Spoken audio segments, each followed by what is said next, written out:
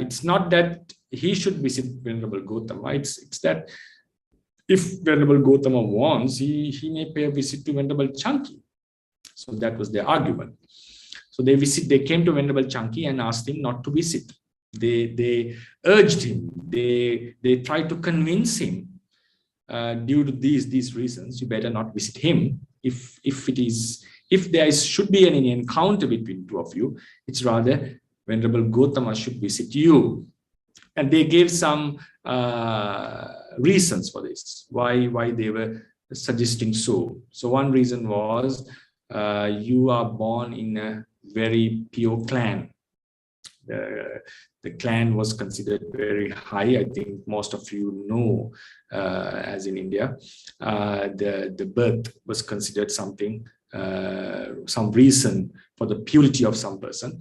Therefore, Canki was born into a Brahmins, in a Brahmin family, and also his generation was undefiled. So they had maintained the purity of their clan.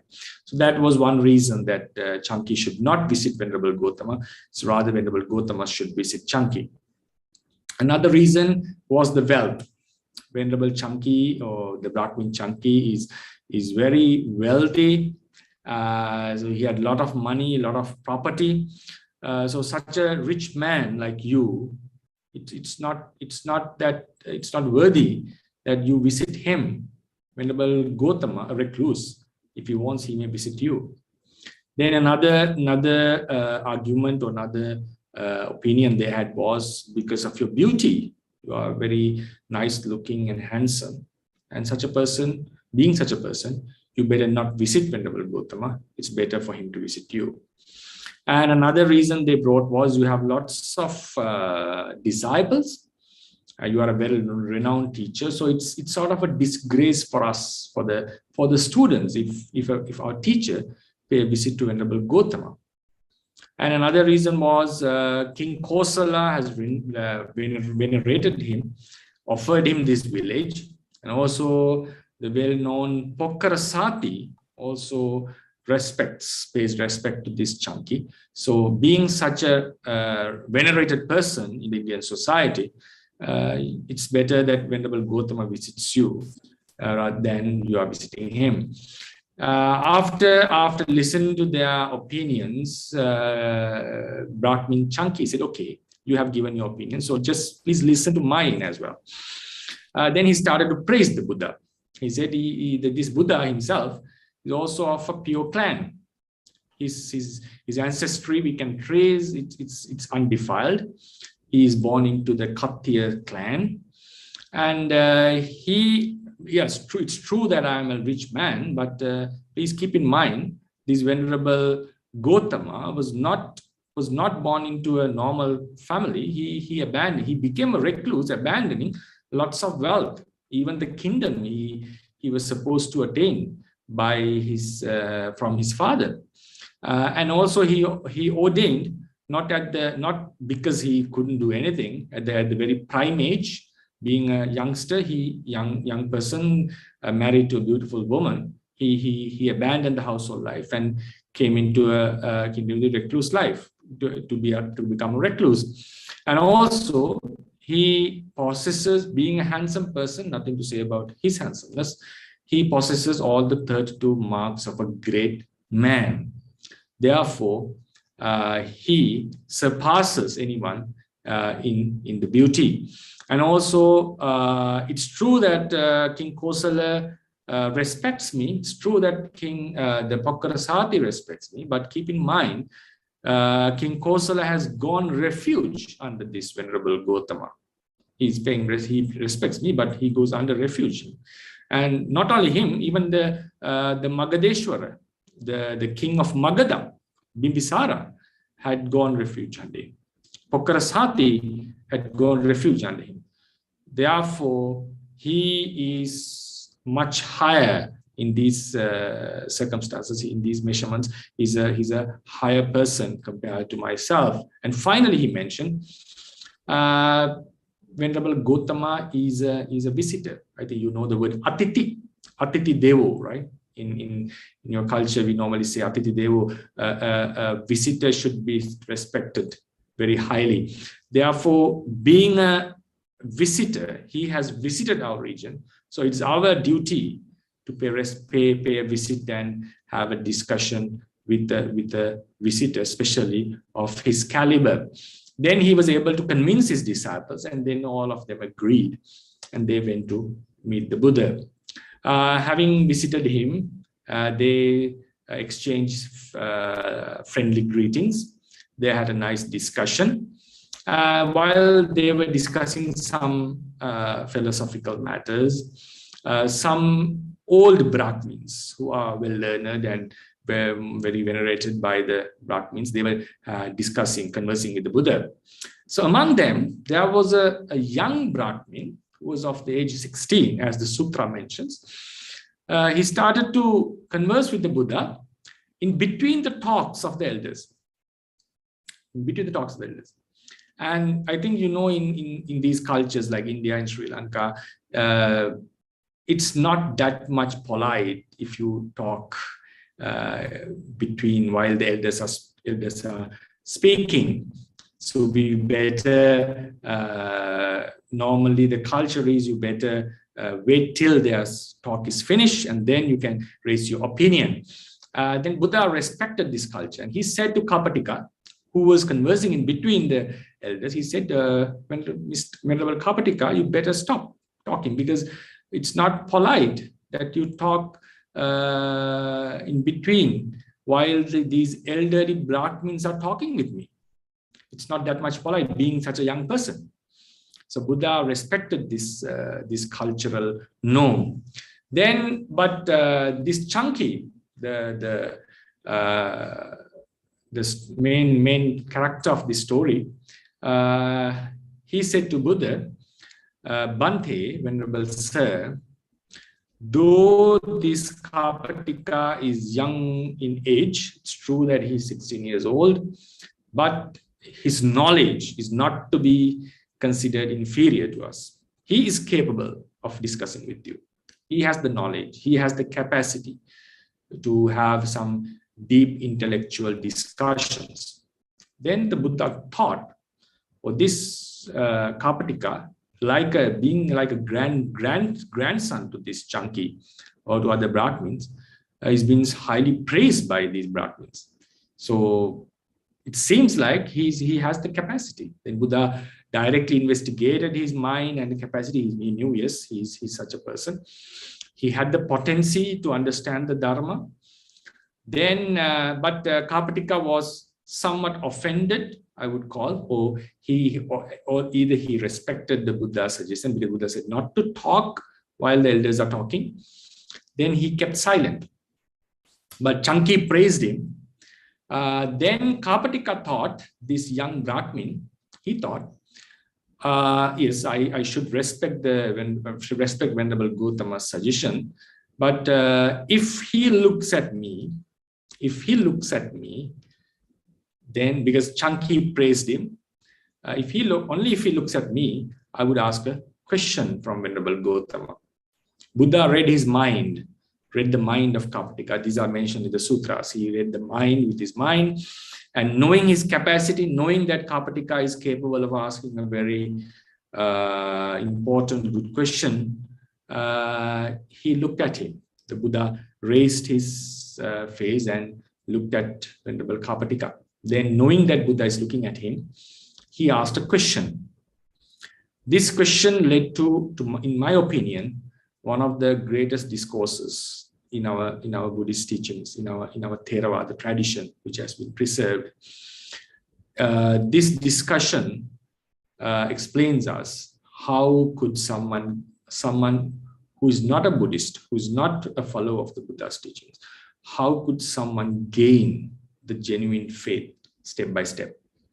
And what is the approaches if someone is willing to spread the Buddha's teachings to the non-Buddhist community, or if they want to bring this message and arouse confidence in others? What sort of approach that we must make or we can make I would not say that is the only path.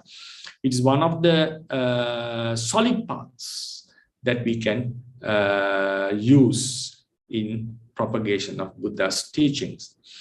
The question was, Kapatika asked, yes, sir, in our tradition, in our hymns, in our doctrine of venerated by the Brahmins, we mainly keep the idea, the essence of the question was, we mainly follow this doctrine out of faith.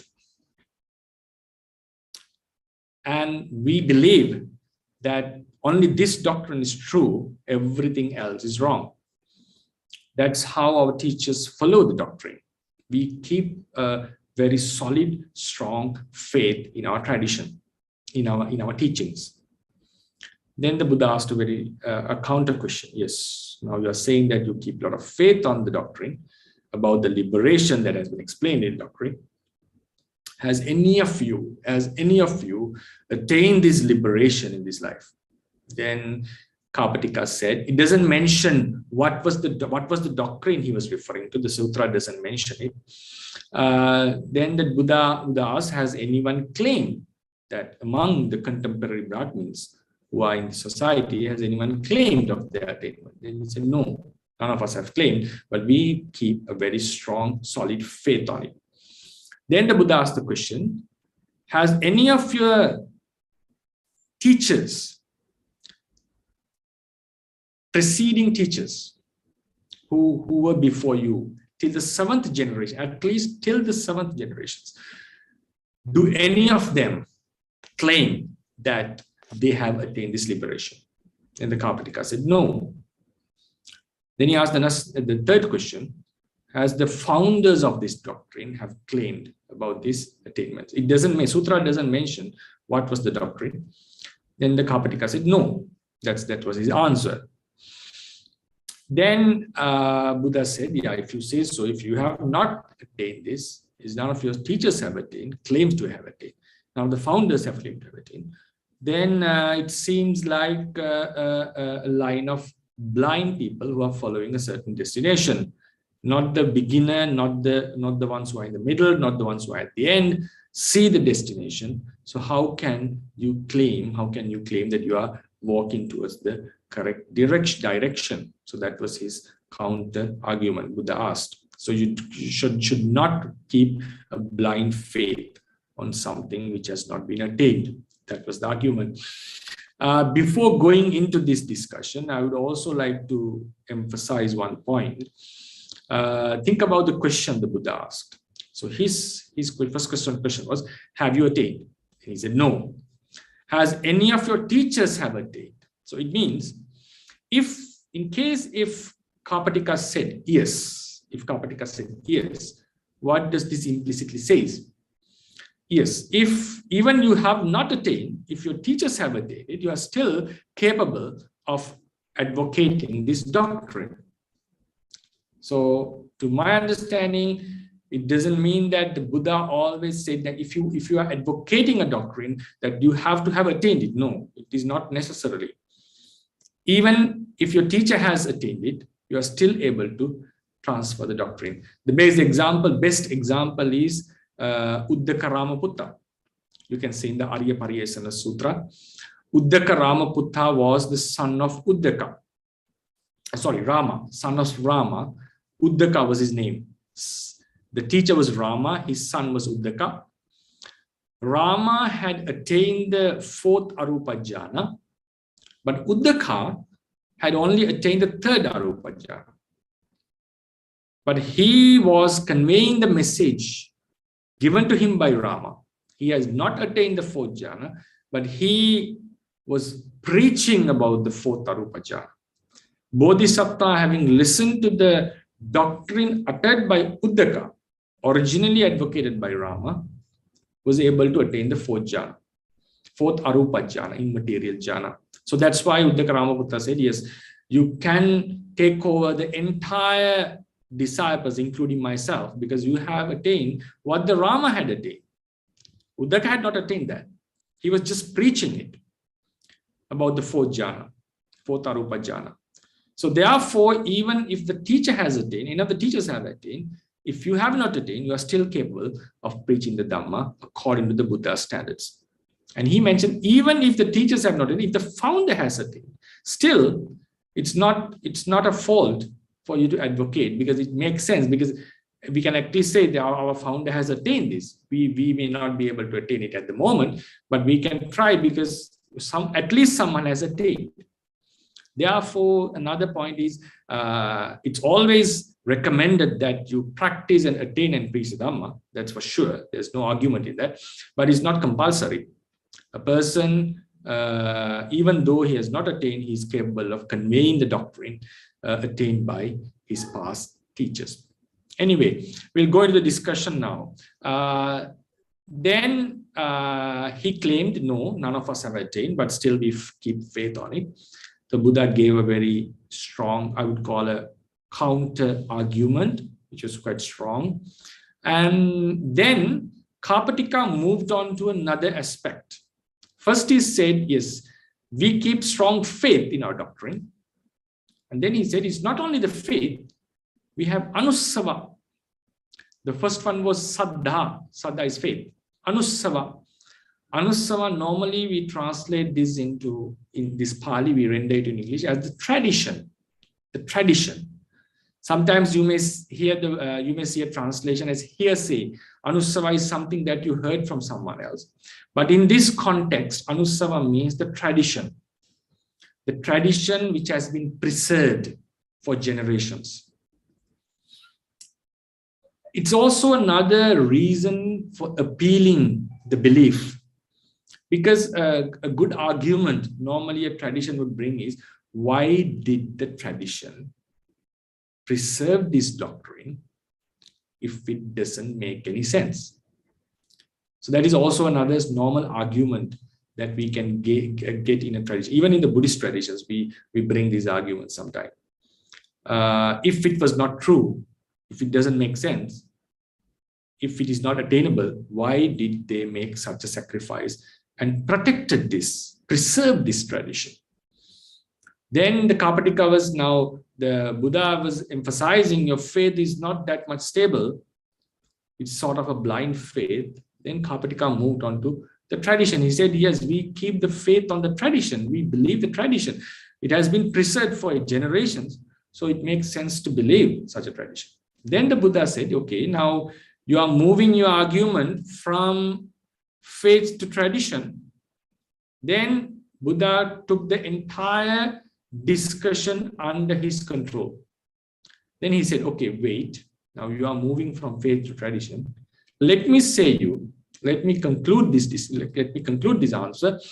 There are five factors that a person may have which can be true or false. There are 5 factors. First is faith, believing something. You may have faith on something. Maybe it is a true thing, or it may be something untrue or false. Doesn't mean that just keeping faith makes the object of faith true. So that was his first argument. So faith is something that a human being normally has. That's normally, we all have faith. But just having faith doesn't mean what you are believing is true or wrong. It can be true, it can be wrong. Then the second factor was ruchi, saddha and ruchi, R-U-C-I in Pali. Saddha or shraddha, you can say in Sanskrit. Ruchi was preference. Sometimes we do prefer certain aspect. Faith is just believing out of fear, or maybe out of because our parents have asked us to believe, or maybe due to many reasons. Some people are just having the nature of believing things. Some prefer. Some would like, I would prefer if this is so, if this is such and such. Sometimes we have a preference towards certain beliefs, certain things. Therefore, he said, yes, one may have a preference, ruchi, but it doesn't mean what you prefer has to be true. It may be true, it may be false. The third was the tradition. Tradition, anussava. There are doctrines that have been preserved for generations, millenniums, but it doesn't mean just by a tradition was maintained, it doesn't make the tradition true or false. It can be correct, it can be wrong. Then the fourth factor was saddha, ruchi, anussava, akara, parivitakha. Akara parivitarka, if you say in English, in Sanskrit, akara parivitakha means sort of an investigation. Akara parivitakha. Now, this is mainly regarding the life and the world. Now, first we have to know that what is this saddha is about. Is it about now thinking that who is the ruler of that country, what is the capital of such a country, believing this or that, it doesn't affect our lives much. This is about the phenomenon. This is about the life. This is about the origin of the world, how the world is functioning, what happens to the life after death. Is there a result of karma and so forth? These sort of deep phenomenon. These are the things that are subjects of debate. So one may have a faith that there is no rebirth. One may have a preference that there is no rebirth. One may adhere to a doctrine, a tradition that says that there is no rebirth. And one may investigate the world, investigate the life, and find out. During his investigation, he sees as it seems like there is no rebirth. During his investigation, he finds out, yes, it seems like there is no rebirth. So based on investigation, we may come into some beliefs. It's rather advanced than just believing, because we come into that after investigating. Then the fifth factor is ditti nijjana kanti. The Theravada tradition explains ditti nijjana kanti means coming into a conclusion through investigation. So it's a deeper state. While investigating, we may feel like it seems like there is no rebirth or there is no karma activating, or some may believe there is a rebirth and there is a karma is activating. And having investigated, deeply investigating, some may come into a conclusion. These are my findings. This is how I believe. It's not just a blind faith. I came into this conclusion with investigation. So even the conclusion one gains through investigation, Buddha says, yes, it can be true, it can be wrong, because there can be some limitations of your investigation. Right? So he mentioned these 5 factors. Keep them in mind. Saddha, the faith, ruchi, the preference, anussava, the tradition, akara parivitakka, the investigation, ditti nijjana kanti, the conclusions that you have arrived through investigation. All of them can be true or can be false. And he mentioned a wise person may have any of them. That's natural. Any person would have a belief, would have a preference. If you investigate the world, most of the humans have such beliefs, unless he has some defects in cognition. Therefore, it's natural for us to have any of these, to be based on any of these factors. I'll repeat again, it's not about the economy, it's not about our politics, about the country. No, this is regarding deep phenomena such as the life after death, the activation of karma, existence of a consciousness, existence of some beings, non-humans, and so forth. These kind of deep phenomena is what is been discussed here.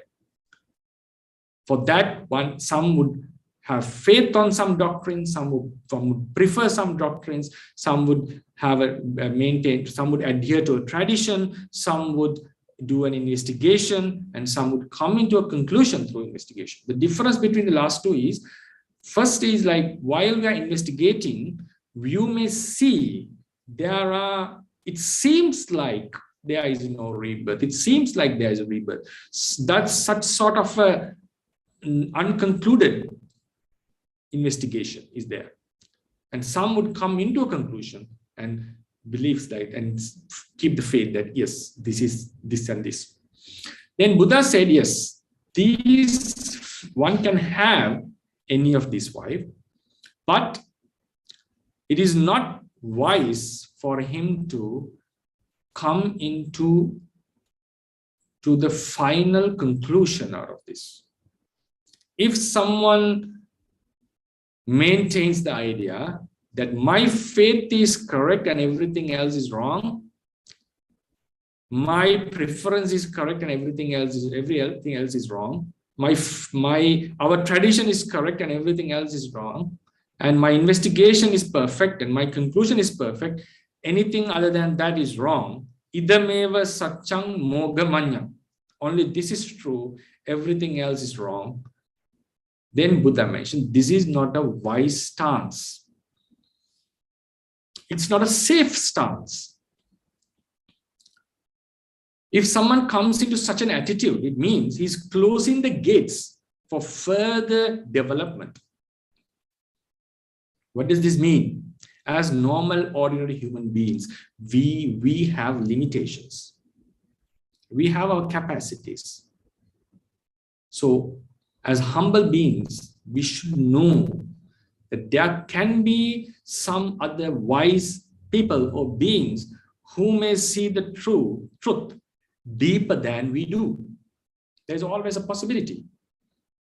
So if we come into a conclusion that only my understanding is correct and everything is wrong, we implicitly say that I have understood the truth and there's nothing else to be investigated. There cannot be any other person who may know it better than me because I have known it for perfectly. So this is not a very healthy attitude, and we find it's quite difficult to discuss with such a person even because he has a very rigid stance on this. So Buddha, being a teacher, said, no, this is not that much safe. But he appreciated, acknowledged, yes, one can have any of the five. That is the human nature. You may have a faith, you may have a preference, you may believe in your tradition, you may do some investigation about the life and the world, and you may come into a conclusion as a wise person, but always keep some space. Always keep some space. There can be a change. Because if someone preaches something much deeper and practical than what you believe, you should keep the space to change. If someone comes into a conclusion only this is wrong and everything else is, if this is correct and everything else is wrong, it means you are closing the gates for any further development. So that was his first explanation. And he said, if someone maintains the gap, if someone keeps things open, to debate, he maintains satchanu rakkana. He is safe in finding the truth because he still knows, he doesn't come into a conclusion that I am the one who knows everything. There can be some wise beings who may know better than me. So as a result, what happens? He investigates further. He gives ear to other doctrines. He respects the other doctrines. He respects the other wise beings. Regardless of the faith, of the clan, of the doctrine, of the religion, if someone is preaching something important or logical, he would give the ear and think about this. And you can see it from the character of Venerable Sariputta even. He had once he went to an ashram of ascetics, other ascetics, and he had a discussion. And they preached a certain Dhamma point, which Sariputta was unable to accept. And neither he rejected it. He just kept it open. Being the chief disciple of the Buddha, He would have easily dismissed and said, no, this was not something uttered by the Buddha. I don't need to listen to these ascetics who are following a different doctrine. He never said that. He didn't accept it because he was unable, he was not convinced. And he didn't have the confidence to reject it even. He came to the Buddha and asked, how do I treat to this idea? Then Buddha explained him, this is what they are telling, and this is what actually is. So even being the chief disciple, he still maintained some space for himself. It's a different case that he has attained and completely eradicated the defilements, but just think about his attitude. Therefore, keeping that space for change is considered as Satchanurakkhana. Then Kapatika was well convinced. Then Buddha mentioned he just wanted to take the discourse further and said, yes, you have come to Satchanurakkhana, but just keeping the space doesn't make it that you have attained the truth. Doesn't make that you have attained the truth. Satchanubodha.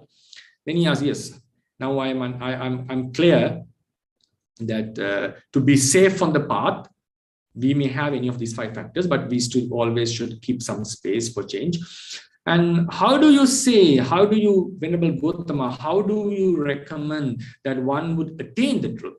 Attain means understand the truth. That's the best translation. Satchanubodha, Anubodha. Then Buddha mentioned, now think about a person who has any of these 5 factors, Saddha, Ruchi, Akara, Parivitakka, Anusava, and Ditti, Nijjhana, Khanti, and he keeps some space that he knows that there can be some advanced doctrines uttered by some other. Then he listens, he gets to know that such and such a person is preaching Dhamma in such and such a place in those days, because there was no such technology and so forth. So in those days, if you get to know that a spiritual leader is preaching in some place, you would visit him. You have to visit him and to listen to his talk. Today, you can listen to him through the internet. In that sense, we are lucky.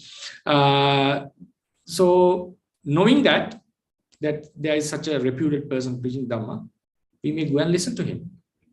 So why he went to listen to him? Because he didn't came into a conclusion that only my doctrine is true, everything else is wrong. So he's always open for further development. So then he visits him. Now, having visited such a teacher, then he mentions, you have to check him. You have to check this teacher, his preaching, his Dharma, in few places. What are these places? Places means in few ways. Does this teacher is influenced by greed? Is this teacher influenced by greed? Actually, Buddha was referring to himself because he was alive at that time. Is the teacher is influenced by greed? So he may say something that he has attained or he has seen something that he has not, to gain the popularity, to gain the respect, or to earn the retinue. Does he claim that he has attained or seen something that he has not, out of greed? So you have to investigate the preacher in that sense. So this maybe not be applicable fully in the present context, because Buddha is not alive, and it's very difficult to find the noble beings even among monks. So if you are listening to a Buddhist monk, monks can be influenced by such defilements, but that's how the sutra goes, because Buddha was referring to himself. So it's the duty of the listener to check the preacher. Is this person preaching out of greed, delusion, and hatred? Is he influenced by this? Is he claiming something he has not attained to have attained? And also the third, the three places were: does he claim to have seen something he has not seen? Does he claim to have attained, or something like that he has not attained, not had seen or not attained something? Then does he observe others? his disciples to do harmful things to others? Like, for example, does he make his disciples to kill others, to rob others, to harm others? Is he making destructive observances? Is his rituals, his advocation, is it supportive to the society, to the other beings? So this is another place, another way to investigate. What does he do? What was his preaching? How he handled his disciples? Is he influenced by these defilements? And how he guides his disciples? What are his advices? Then about the doctrine, which we can do it at the present moment even. What sort of a doctrine is this? Does this doctrine increases greed, increases delusion, increases hatred? Is it for the destruction or reduction of these defilements? Is it a doctrine that is difficult to be understood by someone influenced by greed, delusion, and hatred? Is it a doctrine that is only attained by lessening or removing greed, hatred, and delusion? So it means, is it a subtle doctrine that cannot be attained by ordinary mind? Because the thing is, if the truth can be attained very easily, there would not be much debates on the truth, right? There cannot be, because the truth is something very, very deep, profound. If it is something very obvious, like the sun in the sky or the moon in the sky, everyone would have come into the conclusion and follow the same truth. Since it is something profound, since it is something hidden in some sort of way, that's why people get into wrong faiths. There are such different opinions. So the way to check is this doctrine attainable only by someone who has removed or lessened the defilements? And is this doctrine, the truth is very subtle, which it is difficult to be attained by someone with greed and so forth. So when he investigates the preacher and the Dhamma, the Buddha mentions he gains faith again. Now, keep this in mind. In the first place, he mentioned about faith. Again, he is mentioning about faith. The first faith was just a belief, maybe for whatever reason that we may have. The second faith he is mentioning comes after investigation. Investigating the preacher, investigating the doctrine. So this is a solid faith. So always keep it in mind, even among Buddhists, just following Buddha's teachings, being a Buddhist by birth. There is no such a person being a Buddhist by birth. Only after you go under refuge of the Buddha Dhamma Sangha, you become a real Buddhist. There's a different case. Even if someone has just faith on the Buddha without knowing the doctrine correctly, and think about a person who comes into a solid faith having known the doctrine correctly. So these are two levels of faith. In the first place, Buddha mentioned the first faith can be true or false. It means someone can have a faith on the true doctrine, even true doctrine, and also of a false doctrine. But he never praised such a faith, because never praise means you cannot just stop there. You have to go forward. Only after knowing the Dhamma clearly, only after seeing that, yes, clearly means having some, at this level, he has not studied the Dhamma thoroughly, but just with his investigation, he knows this Dhamma is quite profound. The preacher is not influenced by defilements. So he starts to renew his faith, a solid faith. That faith has some foundation. That faith has some basis. That is through investigation. Therefore, the point that I want to emphasize in this sutra is the faith, the solid faith comes through investigation.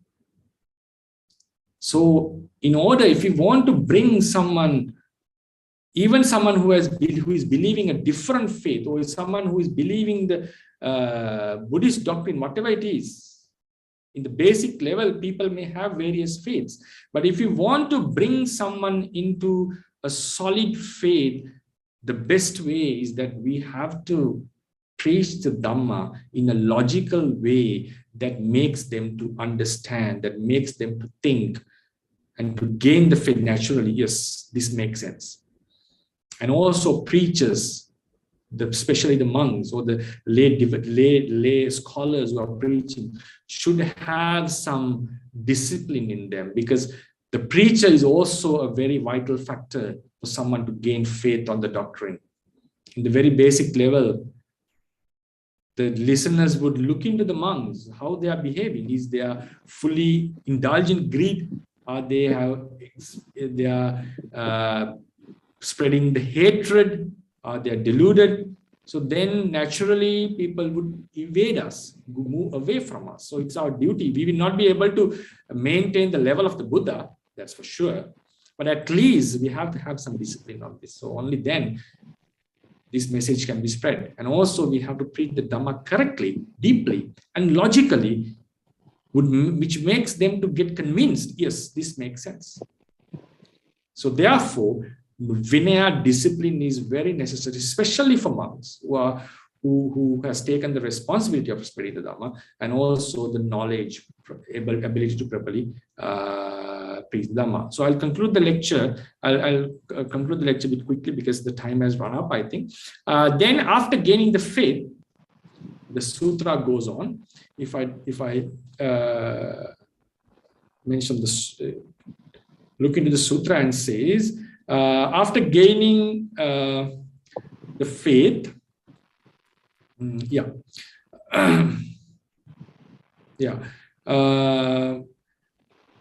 so while he gets to know that the teacher is not influenced by defilements, and also this Dhamma is quite profound and deep, which is not easy to be understood by someone influenced by faith, then he gets someone influenced by defilements, I beg your pardon, defilements, he gains faith. Tamhi saddhang nivesati, the saddha arises. This is solid faith. It's not the first faith we discussed. Then saddha jato upasankamati. With this faith, this person feels, okay, I should approach these teachers frequently. I should listen to his Dhamma because it makes sense. Upasankamati. Upasankamanto pairupasati is not just approaching, he starts to associate them, to ask questions, to be quite close to them, to have a friendly relationship with them. So therefore, even they can discuss some personal matters with these spiritual leaders. Then Pairupasanto Sotango Dahati, and while associating, they get more convinced by their behavior. That's why I mentioned discipline is quite important for monks in this sense, because when the devotees or the listeners come closer to us, if they get disappointed with our behavior, that is a reason for them to evade us, go away from us. So then while they are associating us, and they get more and more convinced by our teaching and also by our behavior, they start to listen to us. Sotang odhati, they give the ear. They think it's worthy listening to these doctrines. Ohita soto dhammang sunati, then he listens to the Dhamma. Sutta dhamman dhareti, having listened, he remembers the vital points. You may not be able to memorize everything the Dhamma a preacher would say, but at least the fundamentals, the basic points, he would keep them in mind. Suttanang, sutva dhamman dhareti. Datanang dhammanang attang upaparikati. Datanang dhammanang attang upaparikati means having memorized the fundamentals, the basics, he investigates them. What does this make sense? How is it related to our life? How should we practically apply this into our lives? So likewise, he starts to think, because all this is because he gained a very solid faith. He knows that this is important. He knows that it makes sense. And the main reason for that is he kept the space for change. So that's very vital. If someone has closed his gates and come into a conclusion, everything other than my belief is wrong, a person can never make a progress.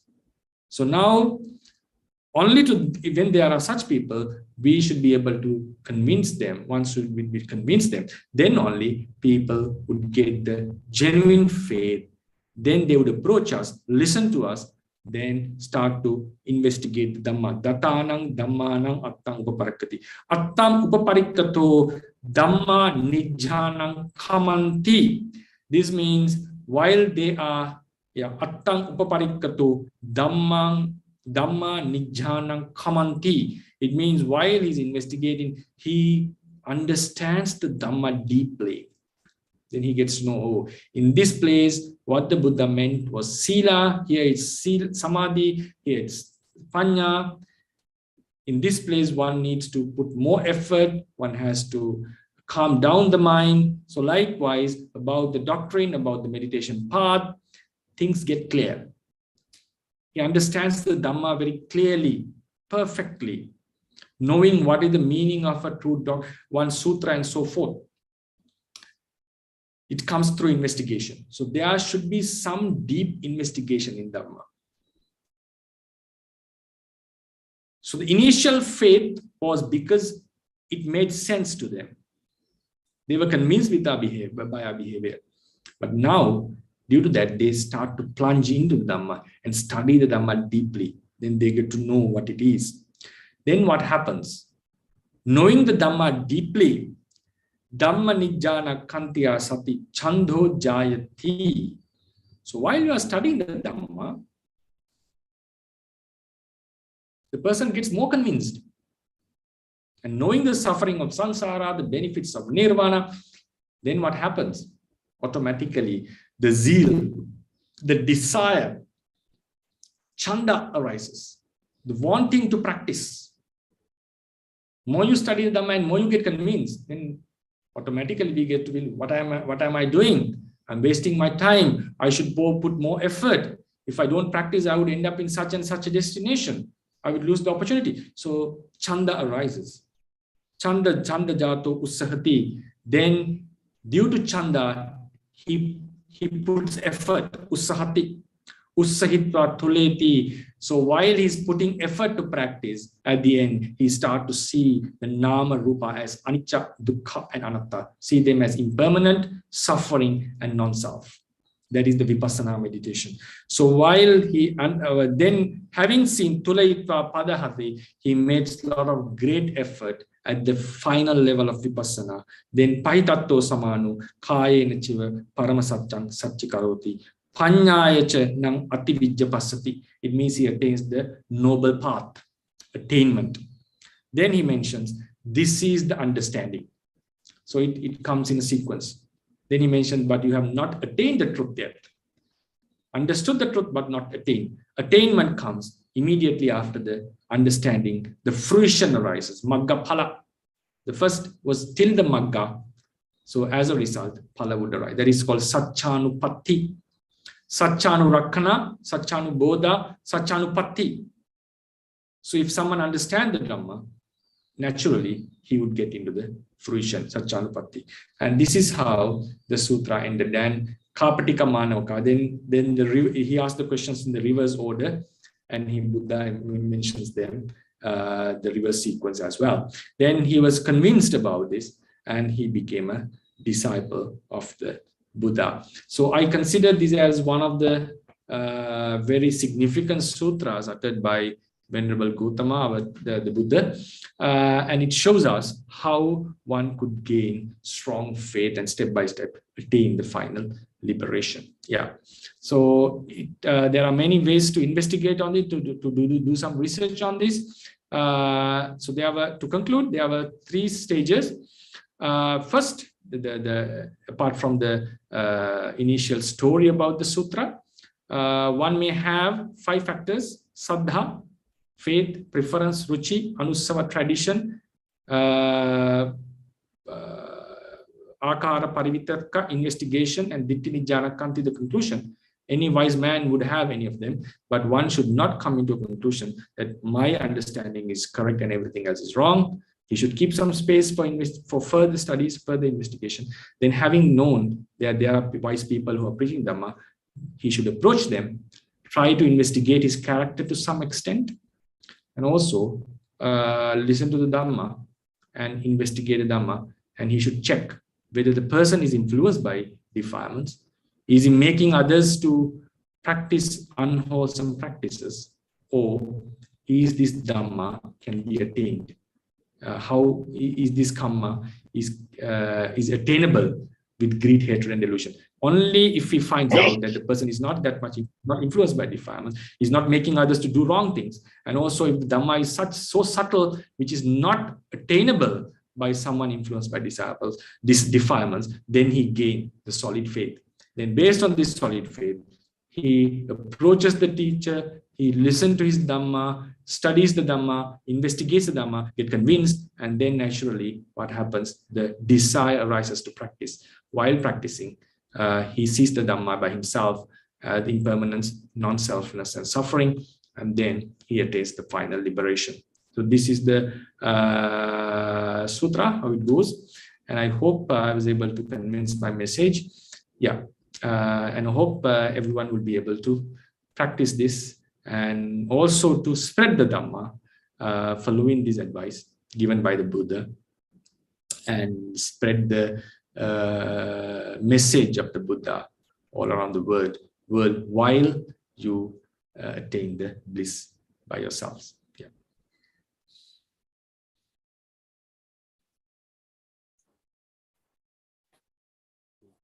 Let's give our Anumodana for the Dhammadana. Sadhu, sadhu, sadhu. We deeply rejoice with Most Venerable Bhante for your pouring of Dhamma. As you can hear right now, it's raining here in Bangalore, and maybe the pure Dhamma flows from Sri Lanka to India, and in this again in the land of his birth place, Dhamma is coming again, the pure Dhamma flowing in the hearts of Indians. So Bhante have nicely given you his teachings and asked us to reflect upon the Dhamma, contemplate on the Dhamma, and also grow our genuine faith and right faith, which is very, very crucial in our Dhamma practice. Right faith is the forerunner in the path of Dhamma practice. Right faith is ultimately will lead us to the liberation and freedom from the sufferings. So Bhante has very eloquently and wonderfully explained about this sutta, about the 5 factors, and how we should go further and approach the teachers, and then contemplate and strengthen our right kind of saddha, and finally practice Sila Samadhi and Panya and attain to the supreme bliss of Nibbana. So we are very, very grateful, Bhante, and on behalf of Mahabodhi Society Bengaluru and Research Centre, we express our deepest gratitude to you for your Dhammadana. And now, with your permission, we may take up some questions. If anybody have any questions, you can just go ahead. Yeah. Yes, you please. Yes, Sally is there in the money. Yeah. Go ahead. Vandami Bante. So, and also Vandami the host Bante, Bante Maga. So I am Sally Indamani from Malaysia. Now I'm in Pao Toya, Thailand branch in Anpao. So I'm also the student of Bante's Fundamental of Theravada Buddhism course since last year. So I think Bante will already know my name there. Yeah. So Bante, I got a question is due to Bante's lecture, the karma niyama we can consider into 2 categories, is the result of the karma and the effect of the karma. So can we understand, may Bante explain more about the effect of the karma?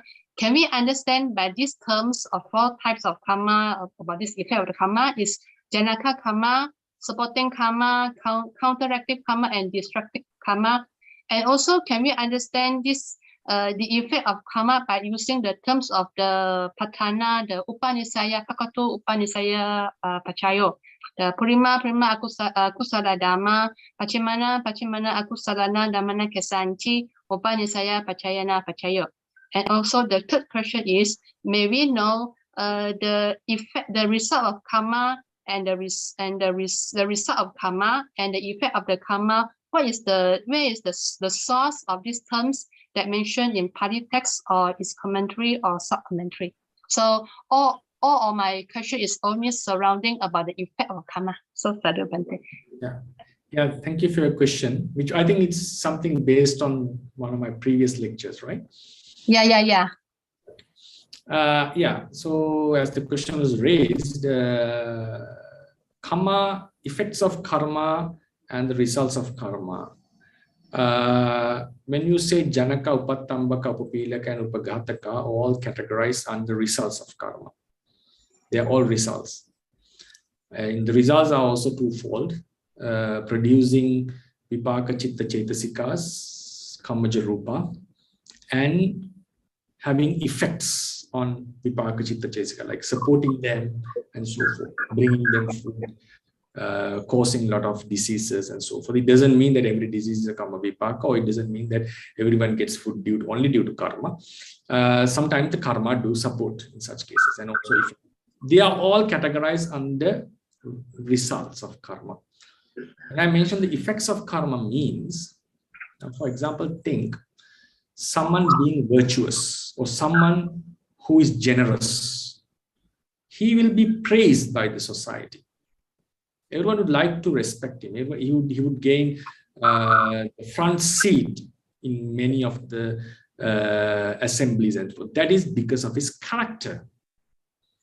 All these benefits that he enjoys, especially if you go into sutras like the benefits a virtuous person would gain, Buddha mentions. He would be very bold and he would not afraid to face anyone and so forth. These are all anisansa effects. These are not the results of his karma. Because he's having a good character, he gains these benefits. Now think about a person going into jail and getting a punishment due to killing a human being. This punishment is not a result of his killing. It's not a karma vipaka of his killing. This is an effect of his behavior. Such effects can be experienced not only by himself, but also by the close associates. Sometimes, I think there are many special examples for this. People, two of them clash and one dies. What happens? The other parties, relatives would destroy this person and also sometimes his family. So the family also had to undergo trouble. It's not a vipaka of this man's killing. It's an effect of this. So how do you get the reference? Especially this has been clearly emphasized in the sub-commentary of Mula Tika, which I can share you later, the reference. It says that all the benefits a virtuous man gets out of being generous are not vipaka of karma. These are effects of karma. And if you want to have a clear understanding about this, please refer to Manual of Buddhism by Venerable Lady Shadow. Manual of Buddhism. It's a compilation of many books. In the karma, there's a sect of karma. He explains the resultants and the effect. Resultant and effect. So in the effect case, I shall be explaining this in the fundamental class, giving very clear attention to 1 or 2 days in future. Now, in terms of effects, Kusala Kamma, in terms of results, Buddha mentions clearly, Kusala Kamma can bring only pleasant result. Akusala karma can bring only unpleasant results. But in terms of effects, kusala karma, effects are only for this life actually. Effects do not transfer from life to life. It is not effect. Vipaka can happen in the samsara. Effects are only for this life. A kusala karma can have good and bad effects both. Akusala karma can have good and bad effects. Akusala karmas naturally gives good effect. That's why people do bad things to enjoy, because they bring a lot of enjoyment. That's why Buddha mentioned, even a person, an evil doer would enjoy just doing the evil deeds. He would get the akusala vipakas later. So akusala karmas have good and bad effects. Sometimes they may get rich, sometimes they may enjoy the luxuries. At the same time, they may get the insults and so forth. In the kusala karmas also, you may endure hardship. Now, being a monk, you have to endure hardship in your life. Being a nun. So these are not the vipakas of your decision to become a monk or a nun. These are the effects of your decision. And Buddha mentioned it's difficult to do good things. And also, doing some good, you may get the praise. You may get good results, good effects. So in this sense, in this scenario, in the effects, kusala karma can give good and bad effects. Akusala karma can give good and bad effects. In terms of results, it's a clear doctrine. Kusala karmas can give only good results. Akusala karmas can give only bad results. So to conclude the answer, now bad effects of akusala karma is to be feared of. We should have fear towards the bad effects of akusala.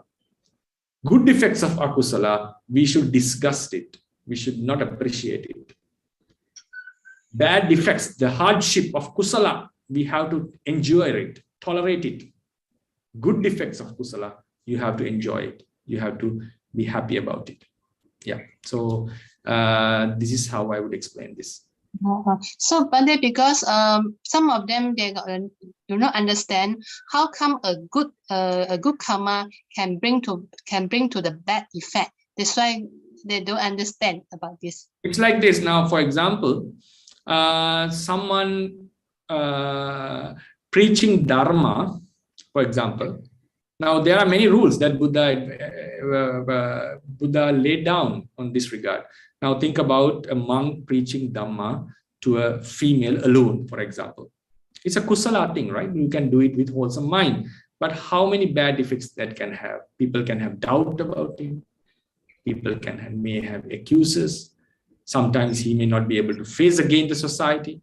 So all the bad effects can happen due to a kusala karma.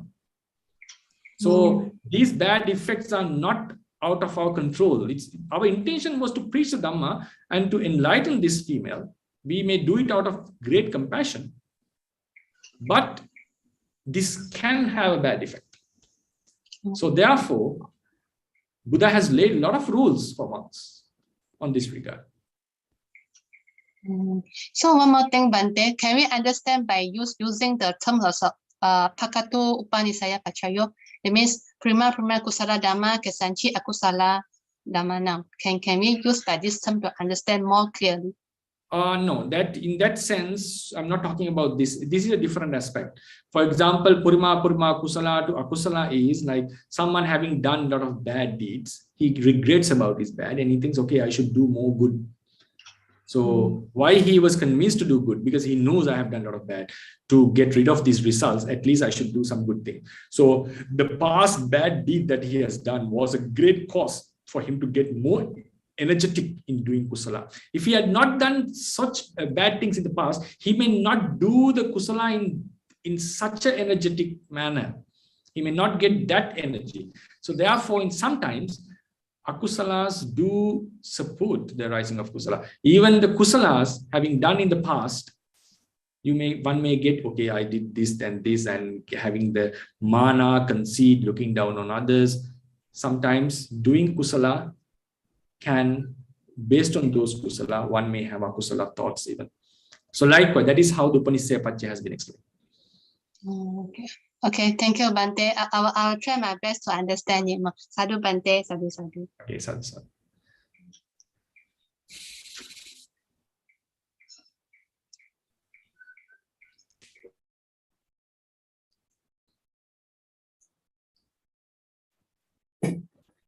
any of the participants have any questions, you can just ask, or you can just drop in the chat box.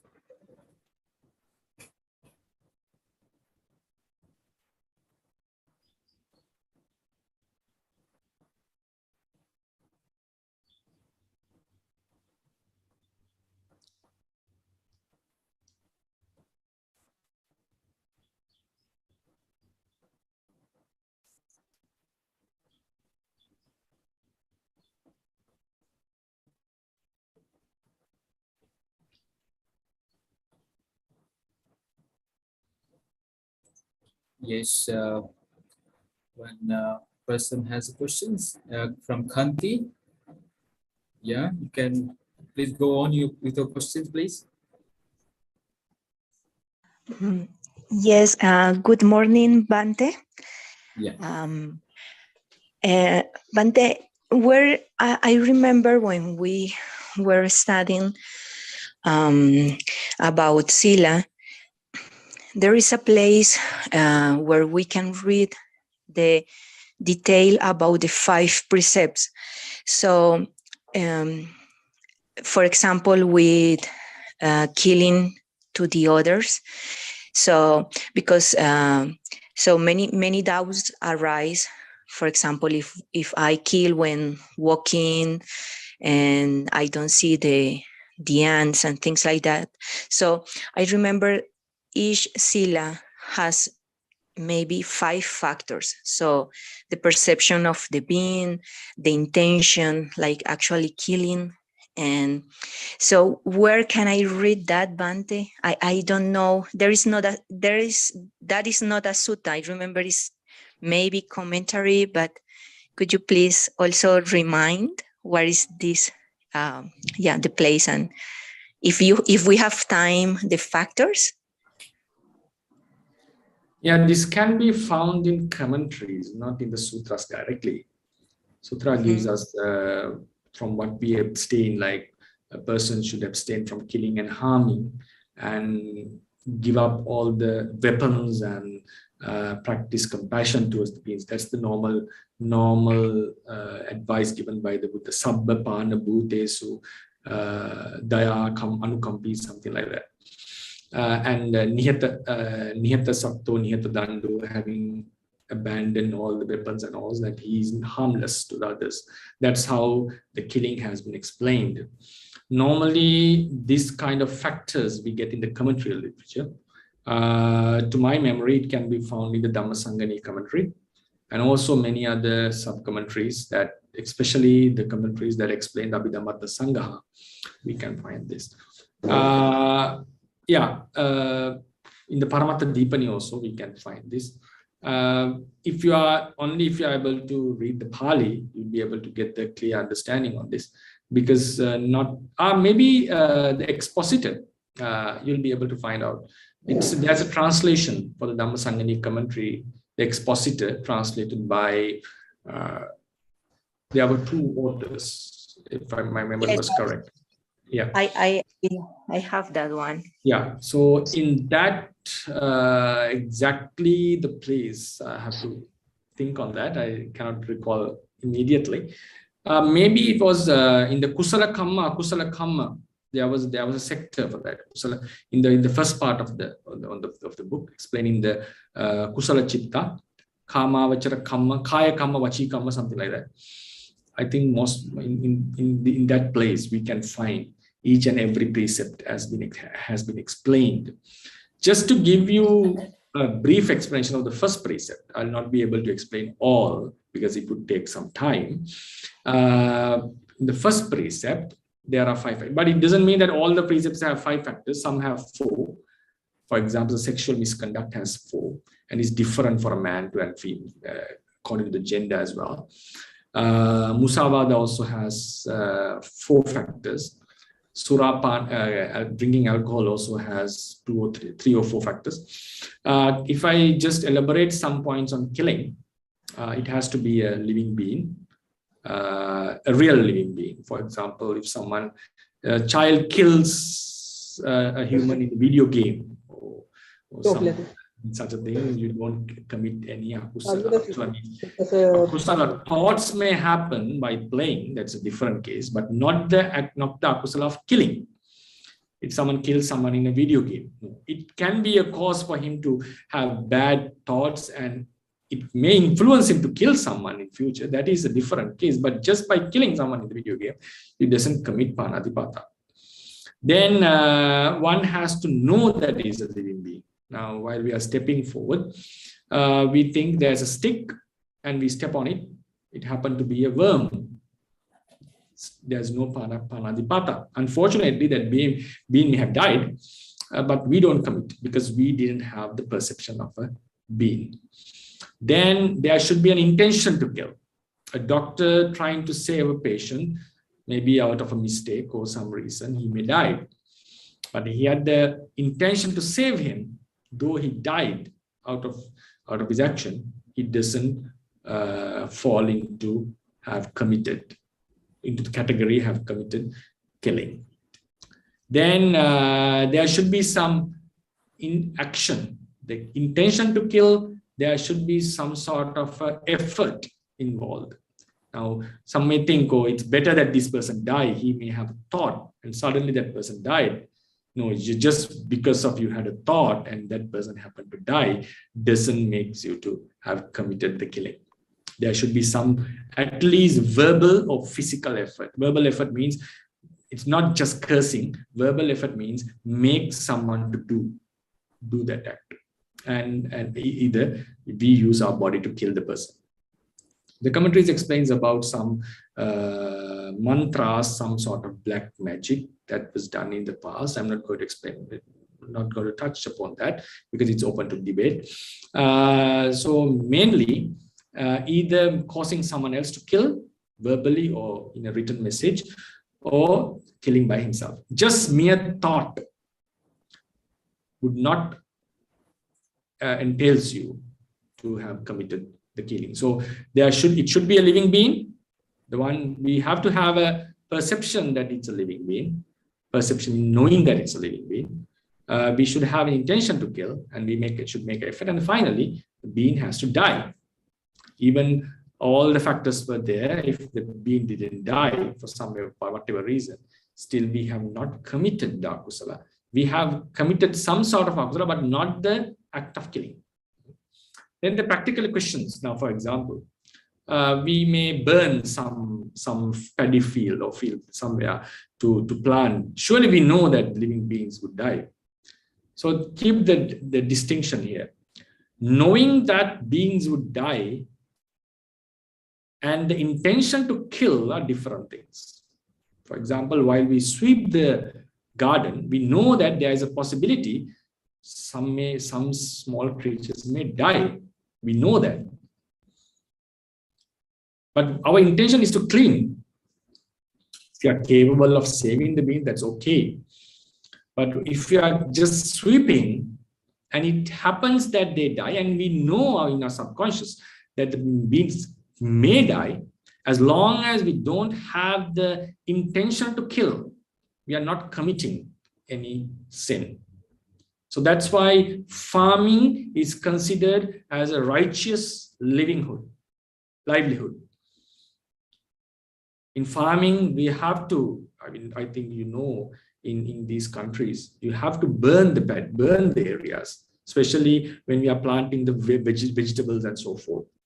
We burn some areas. Surely beings are going to die. That's for sure. We just cannot just know ourselves and convince that they are not going to die. Surely they're going to. But as long as we don't have the intention to kill, we are not committing any deed. But for monks, Buddha was much strict. There is a rule that a monk cannot, because sometimes the kutis can be made out of mud and you can burn the entire kuti. So it looks nice. It starts to shine when you burn the entire kuti. Such a kuti was built by Venerable Daniya. The Buddha's accusation was, didn't this man has any compassion towards living beings? He never accused him of panatipata. He never accused him of killing. But he said, being a monk, you should have more consideration. So there are many rules that laid down. A monk may not commit killing, but it can cause harm to beings. So there are some restrictions for us. So with regard to monks, Buddha had laid a much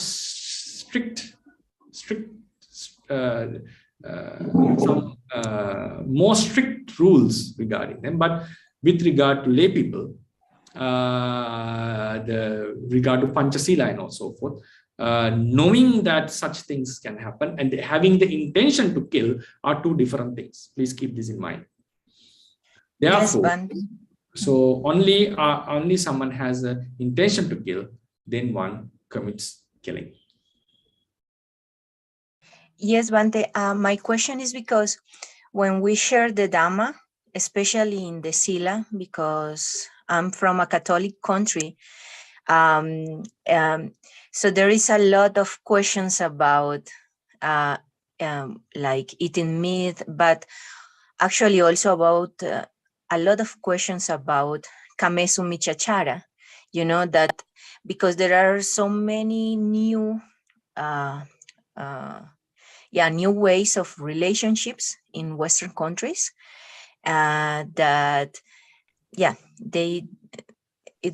there was a lot of questions about different types of relationships, and if that will be like breaking that precept, like what really means appropriate or right sexual conduct in Western countries. So that is why I was asking. I hope I can find it, because it really gives more clarity in how to adjust and really how to. I can give you, if the time is allowed. I don't know whether if the time has passed or. Yes, Bhante. May. Please, Bhante, continue, Bhante. Okay. So because I think you are a Sayali, right? Bhante, no, I this rope like more than 1 year ago. Okay, right. So yes, Canki. So this is in regarding the Kamesu Michachara, for example, the rule is a little bit complicated in the present context. Normally, as you asked the question, because I know even I asked you to read the expositor, I'm not sure whether you'll be able to gain the clarity just reading that part, because it contains something very, very, very short, and it needs a lot of other understanding of the fundamentals to understand these rules, especially the third precept. The thing is, I normally doesn't preach this because it contradicts to some extent to the present movements that we have in the world, because after the feminism has come up, we always respect each other, males and females in the same caliber. So therefore, the society has changed, but the Buddha was living in a different society. Males were dominant, but still in Asian countries, that is still true. But there was a very strong dominance of males in Buddha's time. Maybe that was the reason why this rule was explained in such a way, or maybe there is some validity for that. I'm not going to comment on this, because this can be open to debate. I can give you the raw material facts. So it acts in two ways, to a male and to a female. If I go very precisely and directly to the point, how a man commits Kamesu Michachara and how a woman commits Kamesu Michachara, and how the literature, what sort of information that we can have regarding these points. So to the first place, a man, how does a man commit Kamesu Michachara? For a man to commit Kamesu Michachara, he should have the sexual intercourse. It can be oral means the male organ has to be inserted into the mouth anal sex or to the organ of the woman. So any of these acts is called sexual intercourse, is what commits someone to have done this act. That's equal for monks as well, parajika. Just the acts of kissing and all would not commit one to have kamasumichachara, but it is sort of impurity, means it's if someone does it in a bad, like to someone who's inappropriate, there is sort of impurity in his sila, but it doesn't mount to the level of kamasumichachara. For a male to have committed this, he should have the sexual intercourse with a lady, either someone who is married to someone else or who is under the guardianship of someone. For example, if a male has intercourse with a woman who is being taken care by the parents, even though she is not married, he commits kamasumichachara. If that woman is married, he commits kamasumichachara. So the guardianship also has been explained in the commentaries. It is to the level that the parents, especially in some countries like India and Sri Lanka, we know this, parents do guard their daughters very much. They don't want to make them to have any improper relationships before their marriage. So such sort of guardianship is, if such sort of guardianship is there, a male having sex with such a lady, the man commits the kamasumichachara because she's under protection. So that is the main point. She's been taken care of by a husband or she's under the protection of a male. That is how the book explains, right? Whether I prefer this explanation or not is a different case. I have to offer you the information that is being mentioned in the text. So please take it in that way. Then regarding the next point is now, if a woman does not fall into any of these categories, who is not married, who is not under the guardianship of someone. For example, if you think about some Western countries, now after 18, you are normally free from the guardianship, or maybe the parents do not care even a daughter having an intimate relationship with someone if they are not being protected thus. Then in such case, the man doesn't commit kamasumichachara, having a relationship with such a person. So that is how the rule has been explained. And if the lady is not married or is not being under guardianship, is living alone by herself, having a sexual relationship with such a woman, the man does not commit kamasumichachara. The point is, the controversial point is this. In this regard, according to the commentaries, man being married or not is not going to affect his karma.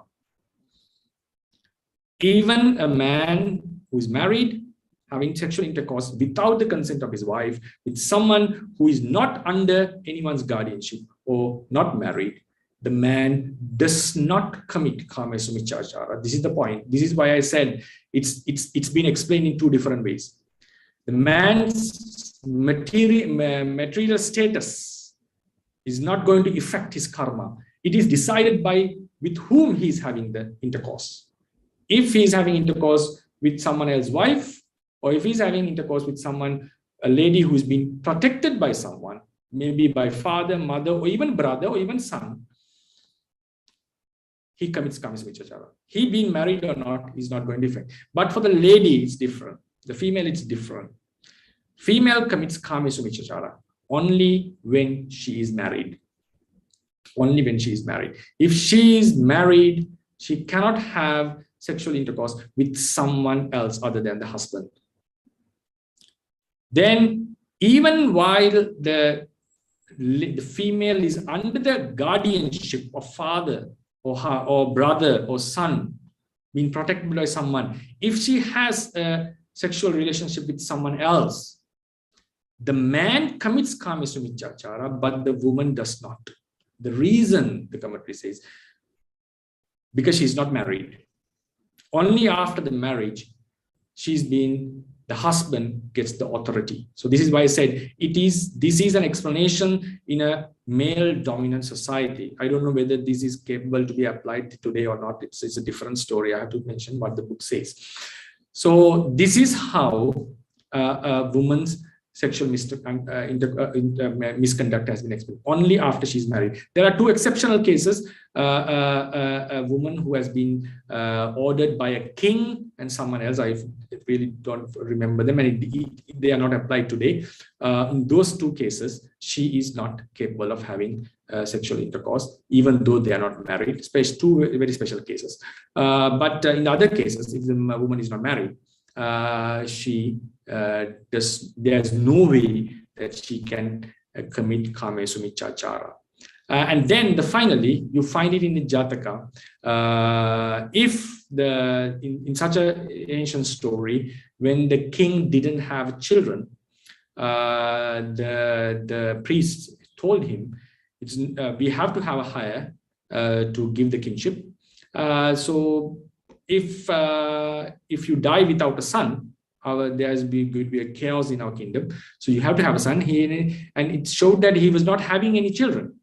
So then the priest said, yeah, even though you don't have your own children, but any of your wives have a child even to another man, still we can consider him as a prince. So we can offer the kingdom to him after you are alive. So then king allowed them to have the intercourse with the wives, intercourse with other men. So in such case, it says the wives do not commit any kame sumichachara because she's been allowed by the husband. So this is how the book says. This is how the literature says. I'll be explaining this. I'm also writing a book on law and Buddhism. In this book, in collaboration with the very respected law in Sri Lanka. So in this book, I will be explaining this in detail, how the doctrine explains and how the law enforcement in the present situation. So as I said, it clearly contradicts with the present norms that we have in the world, but that is how the book explains. So that's why we normally, personally, I don't preach this. Because as you asked the question, and I know that it's quite difficult to grasp this essence just by reading that part in the expositor. And as you really wanted to have a clear explanation on Theravada explanation, so that's why I gave you. And it's not my opinion, my personal opinion. This is how the book explains about sexual misconduct. Thank you so much, Bhante. Sadhu, sadhu, sadhu. It's really very controversial, actually. But this is really at the same time very beautiful to see how the 5 precepts is like a call of inner reflection. So yeah, everyone really can make their own, especially in this kame sumichachara. Yeah, it's more intention, so sadhu, sadhu, sadhu.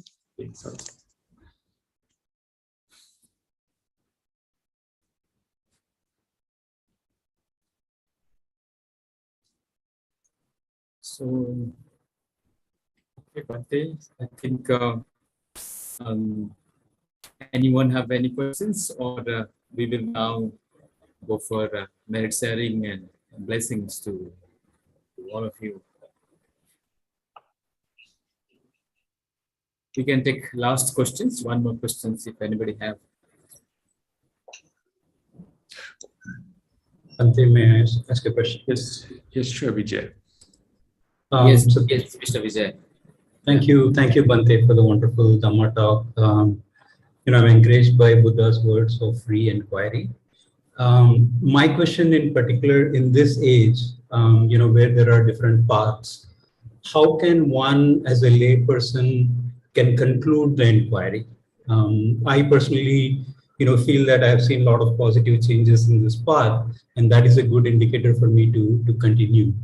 However, I do notice some folks who are driven by, greed, hatred, or delusion, and you also referred to that when you were explaining that, but that is not deterring me as I see positive changes in myself. How do I think about this? Are there other suttas that provide directions on other types of inquiry that one can do as well? Thank you. Yeah, it's a very practical and I would call a tough question, and it's something that that is obvious. The question has to be. It's a very practical question, and thank you for your question, first of all. Yeah, now this would be my personal opinion. I'm not going to represent any tradition, I'm not going to say this is how the Buddha would have taught. My personal opinion is there can be some arguments or counter explanations to this based on the preacher. My personal idea is, now if I'm preaching to someone who has not gained any, who is not based on solidly on any doctrine, I would say the best way is to investigate. I would never say just to investigate the Buddhist teachings and to give up other teachings, but to keep on investigating. But as you said, if someone has seen the positivities and if someone has gained some faith, so it means that we are in the second stage of faith. It's not the initial stage that we had in the Koran Sutra, but the second stage, because we have studied the Dhamma. Yes, we may have seen the influence of defilements on the monks who are preaching, but it doesn't affect us because we keep the faith on the Dhamma and also on the Buddha and also the enlightened disciples. The Putujanas may have some defects, including myself. So it's a good sign that if someone is not affected by the nature of the preacher, it means you are solidly based on the Dharma and the experience that you have. It's a very good positivity, I think. But then the question comes, why did I mention that discipline is important?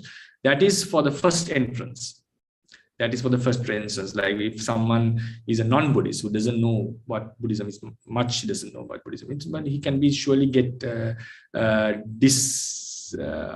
disappointed by behavior of a monk.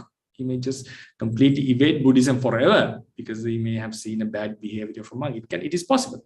So it's our responsibility as monks to maintain a good discipline. It's just for our sake as well as for the sake of the people who come to Buddhism. Then if someone is not affected by this, it means you have gained some solid faith on the Buddha, Dhamma, and the noble enlightened Sangha. So it's a very good sign. So then the question comes, how should I go further?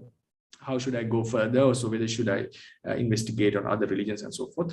And also we have to keep in mind that there is always a limitation that we have in our lifespan. We cannot study everything and come into a conclusion. It doesn't make sense in the end.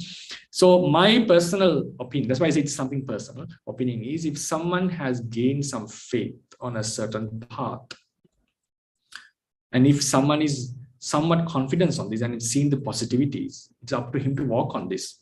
Because we have seen it. If you have seen it, I'm not specifically pointing out to Buddhism. Though I'm a Buddhist monk and a follower of Buddhism, preaching the Dhamma objectively, I would say if someone has gained faith on some path, it is a good sign that we should try it out. We should try it out. And the next thing, it's another deep point that I would try to touch upon. So how can, is there a place, is there a point that we get full confidence that we would understand the truth and get to know that I have understood the truth? Because in the beginning, there is always, Buddha mentions that it can be true, it may not be true. But in the end, what he's indicating is there is a point that you get fully convinced that you have understood the truth. So how do we come into this point? That is the next point. If someone has reached this point, he would not have any problems on this. The question is, someone who has not reached that level, from a low stage, we are imagining how this would happen.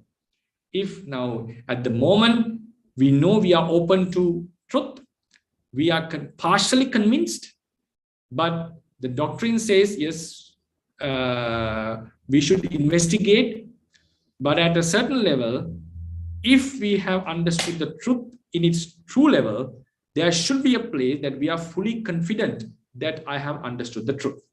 For this, there is a philosophical approach that I make is pachakha, we call. In Sanskrit, we call pratyaksha. Pratyaksha means you get to know by yourself. You get to know by yourself. Now, there are some understandings that we gain through imagination.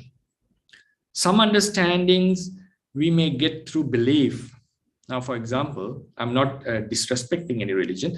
If someone wants to say, no, I want to meet the God, I want to see whether the God exists or not, it's only possible that we may imagine about it.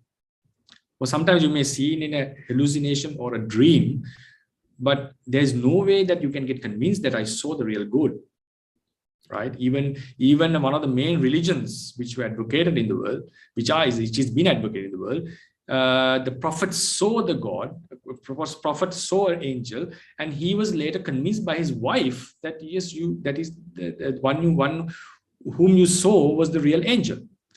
So, but the pratyaksha means you do not need verification by anyone else. That is the point here. Now, is it an imagination that we are having, or is it sort of a dream, or is it sort of are we convinced by someone else? Are we having a direct experience? So since when are we going to have the direct experience? By practicing Sila, we know the benefits. By studying the Dhamma, we get convinced to a certain level. But the direct experience starts when you start to see the Nama Rupa in its intrinsic nature, the hardness, the four great elements, the consciousness, and the mental factors. The doctrine says this is a pratyaksha avabodha, pratyaksha jnana. We are not talking about nirvana yet. We are talking about seeing the Nama Rupa in their intrinsic nature. So at that level, if someone sees Nama Rupa in his intrinsic nature, a strange phenomenon happens in us. We ourselves get convinced this really exists. There is no self here. It's only Nama and Rupa is existing in the place we think as a self. We get convinced by ourselves. At that moment, while we are seeing the Nama Rupa in their intrinsic nature, even if we try to think, some yogis try to think in the other way. Is this true? Is it can't be that there's a self? Is this wrong? Even you try to think in this way, the mind would naturally say, no, you are seeing what there is. So this is the level of pachaka. When we have the pratyaksha wisdom, even our mind cannot think otherwise. Even our mind cannot think otherwise. This starts from Nama Rupa Paricheda, Nama Rupa Parigaha. How to come to that level? That's the thing. In the Theravada doctrine, we have some teachings explaining the characteristics, functions, manifestation of Nama and Rupa. So when you study them and when we deeply think about them, think means investigate them in a practical aspect, how to see them in your body, how to see them in your mind. I think most of us, of the practitioners would have experienced this. You start to feel what the consciousness is. You start to feel what the mental factors are. You start to feel what are the four great elements. This is a direct experience. In that experience, if you investigate, there is no intermediate. There is no need of convincing. The mind itself gets convinced by its experience. So this is the gate. Afterwards, seeing the cause and effect, seeing the impermanent suffering and non-self, seeing the rising and falling, all this would be some sort of extension of this direct wisdom, So finally, one would see the nirvana, the cessation of the unarisen suffering, which is also a very profound object. Then thing is, he gets the Pachavekana, Pratyaveksha Jnana. Pratyaveksha means he himself reflects upon this and understands this is Nirvana and this is the path position. Finally, a noble being is not convinced about his attainment, not because of Buddha. It doesn't need to be verified by Buddha. A noble being gets convinced by himself. There's no necessary of Buddha coming and saying, oh, you are a Sotapanna now, or you are a Sakadagami now. He himself has to know. That is the beauty of this teaching. So therefore, if one is convinced, it's better to walk on this path. But the thing is, if that doctrine is true, according to what I understand, we have to have a pachakka, pratyaksa understanding that we are not convinced about our experience by someone else. We are convinced by ourselves. I'm not talking about seeing the benefits of Sila. I'm not talking about seeing the logic of the doctrine. I'm seeing about a direct experience starting from observing Nama and Rupa. Therefore, from there onwards, you get a very solid confidence. And in the end, you come into the end of investigation. Thank you, Bhante. Sadhu, sadhu, sadhu. So, okay, Bhante, with that, we have come to the close of today's wonderful Dhamma session. And we will meet again on coming Sunday with another beautiful topic. Bhante will be speaking on Pachayas, the conditional relations from Abhidharma. So that the time would be 4 p.m., 4 to 6 p.m. on Sunday, 8th of May. So we will meet again on the same Zoom ID and the same link which I've given to you. Also, this is on live with YouTube and our Facebook channels. May I request Bhante to just share the merits, then we will end the session. Yeah. So thank you very much, and this opportunity to share the Dharma, and also especially listening to it. And both all of us gains some merits. I myself by preaching the Dhamma, and you by listening to the Dhamma. So with this merit, may you be able to have much deeper understanding on Dhamma, to study Dhamma profoundly, and also to practice Dhamma deeply. So therefore, we'll be able to attain the highest bliss as soon as possible. And also, we would like to transfer all this merit to Acharya Buddha Rakita, who was the founder of this institution and who paved the path for many people to follow the Dhamma. And also to our host, Bhante. Yes. Sorry? Bhante Buddhadatta, Bhante. Buddhadatta, for his nice moderation. And also to all the Bhantes of Mahabodhi, and also the Bhantes from IIT who facilitated this function, because I'm preaching Dhamma in Colombo at the moment. I had to visit Colombo for some reason. So I wish you all the best, and may all of us be able to attain the Nirvana as soon as possible. And wish you and hope to see you next time. Buddhasasanam Ciram Titthatu. Buddhasasanam Ciram Titthatu. Buddhasasanam Ciram Titthatu. Sadhu, sadhu. Okay, so metta to every one of you. Thank you for joining with us. And it's been a wonderful evening, on the Sunday evening. We'll meet again on the next Sunday. Till then, please take care. Namo Buddhaya. Sadhu, sadhu. Okay, Bhante, may I have the permission to end